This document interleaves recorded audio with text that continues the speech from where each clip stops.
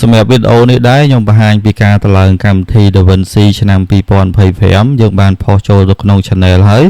មាន part 1 part 2 បន្ទាប់ពីអ្នកទាំងអស់គ្នា download ហើយមានន័យថាយើងបាន file ទម្រង់បែបនេះបន្ទាប់មកយើងយកពាក្យថា extract here សម្រាប់ password គឺសារ Architect Design អ្នកទាំងអស់គ្នាវាយតាមនឹងឲ្យត្រូវមកសម្រាប់អក្សរវិញគឺមានអក្សរតូចអក្សរធំអញ្ចឹងកន្លែងហ្នឹងអ្នកទាំងអស់គ្នាមើលច្បាស់អញ្ចឹងណាបន្ទាប់មកយកពាក្យថា OK ដោយសារតែខ្ញុំធ្លាប់ extract ហើយអញ្ចឹងយើងបាន folder មួយនេះ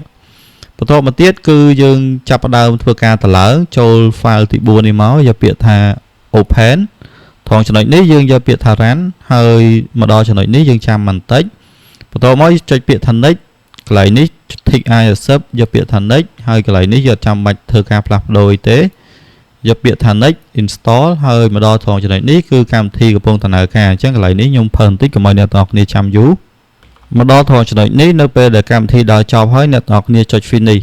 សម្រាប់ពេលដែលចុច finish ហើយគឺអ្នកទាំងអស់គ្នានឹងឃើញ shortcut មួយនៅលើ desktop អញ្ចឹងមកដល់ចំណុចនេះគឺយើងអត់ទាន់បើកទេយើងធ្វើការចាប់ផ្ដើម create file វិញបន្ទាប់មកយើងចូលកន្លែង folder ទី1នេះយើង copy DaVinci Resolve នោះមកហើយអ្នកទាំងអស់គ្នាយកពាក្យថា copyបន្ទាប់មកខ្ញុំបើក folder មួយថ្មីខ្ញុំចូលមកកាន់ drive C ខ្ញុំចូលមកកាន់ program file Blackmagic Design នេះមកហើយអ្នកទាំងអស់គ្នាផាសនៅទីតាំងនឹងមកគឺរួចរាល់អញ្ចឹងកន្លែងនេះយើងបានផាសទីតាំង folder ទី1ហើយប៉ុន្តែយើងនៅ folder ទី2ហើយនឹងកន្លែង file ទី3នេះមកដល់ត្រង់ចំណុចនេះយើងយកពាក្យថា refresh មកដោយសារតែ file មួយចំនួនពេលដែលយើង copy and refresh ហ្នឹង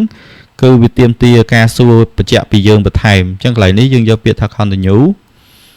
បន្ទាប់ពីយើង copy folder នឹងហើយយើងចូលមកកាន់ folder ទី2នេះយើងបើកមកបន្ទាប់មកអ្នកទាំងអស់គ្នាចូលមកដល់ចំណុចកន្លែងនឹងហើយយើងធ្វើការ copy បន្ទាប់មកយើងចូលមកកាន់ drive C program data សម្រាប់ program data នេះករណីខ្លះគឺអត់ឃើញទេដោយសារតែវាមានការ hide folder អញ្ចឹងណាអញ្ចឹងកន្លែងហ្នឹងអ្នកទាំងអស់គ្នាបើករណីយើងយកពាក្យថា don't show នេះ program data នេះអត់ឃើញទេអញ្ចឹងអ្នកទាំងអស់គ្នាគ្រាន់តែដូរមក option show វិញមកហើយយកពាក្យថា apply ចុច OK អញ្ចឹងអ្នកទាំងអស់គ្នានឹងឃើញកន្លែង folder program data ហ្នឹងហើយចូលមកដល់ចំណុចហ្នឹងមកហើយយើងធ្វើការ copy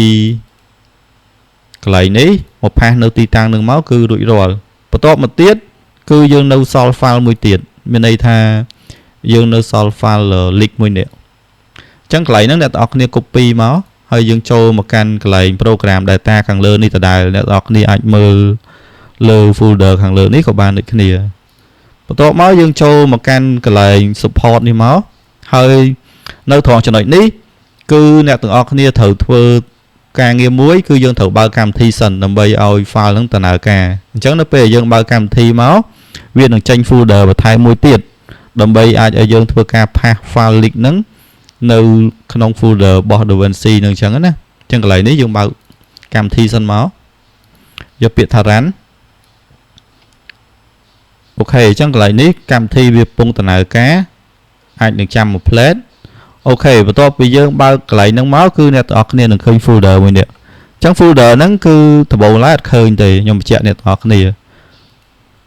បន្ទាប់មកយើងចាប់ផ្ដើមចូលមកកាន់ folder ហ្នឹងមកហើយយើងផាសហើយសម្រាប់កម្មវិធីវិញនៅពេលដែលយើងបើកដំបូងគឺវាទាមទារ license key ក៏ដូចជាតាក់ទងជាមួយនឹង cloud ID អញ្ចឹងទៅអញ្ចឹងកន្លែងហ្នឹងគឺអត់មានអីពិបាកទេអ្នកទាំងអស់គ្នា quick ហើយអ្នកទាំងអស់គ្នាបើកឡើងវិញមកគឺយើងអាចប្រើប្រាស់កម្មវិធី DaVinci នឹងបានពេញលេញហើយអញ្ចឹងកន្លែងនេះខ្ញុំធ្វើការបើកឡើងវិញមានន័យថាត្រង់ចំណុចហ្នឹងគឺវាទាមទារឲ្យយើងផាសកន្លែង license នេះបើសិនជាយើងអត់ផាសកន្លែងហ្នឹងទេកម្មវិធីហ្នឹងយើងប្រើបានទេឥឡូវយើងប្រើបានធម្មតាហើយនៅពេលដែលប្រើគឺមានន័យថាអ្នកទាំងអស់គ្នាអាចប្រើប្រាស់ជាមួយនឹងអ៊ីនធឺណិតបានធម្មតាអញ្ចឹងសម្រាប់វីដេអូហ្នឹងគឺយើងមានប៉ុណ្ណឹងហើយខ្ញុំគិតថាដូចជាងាយស្រួលដែរទេដោយសារវីដេអូខ្ញុំបញ្ជាក់ច្បាស់ៗឲ្យអ្នកទាំងអស់គ្នាមើលហើយអញ្ចឹងសម្រាប់វីដេអូហ្នឹងគឺមានប៉ុណ្ណឹង